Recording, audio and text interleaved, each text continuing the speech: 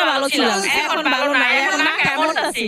১,০০০ টাকার ব্যাগ বেশি, ছেলে পেলে কাজের অভাব, চাকরির অভাব, কিছুই পায় না, সব জায়গায় দুর্নীতি। ঘরে বিয়ে পাস, ছেলে বইয়া রয়েছে, চাকরি পায় না, দুর্নীতি আরো বাড়ছে। শেখ হাসিনা লাগবো না, খালেদা লাগবো না, ইউনূস লাগবো না, যে আসুক বর্তমানে ভালো একটা সরকার আসুক, বাংলাদেশটা একদম সন্ত্রাস মুক্ত, দুর্নীতি মুক্ত ভালো দেশ চালাও।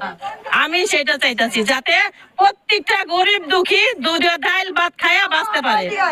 আপনাদের কাছে আমি অনুরোধ, যে ভালো করে রাষ্ট্র চালাইবো হ্যাঁ বসান আপনারা, যে আমরা গরিব মানুষ খাইয়া ভালো থাকতে, আমরা হাসিনা থাকতে প্রত্যেকটা মা বোন ভালোভাবে চলছে ফিরছে, তারা টাকা পাইছে।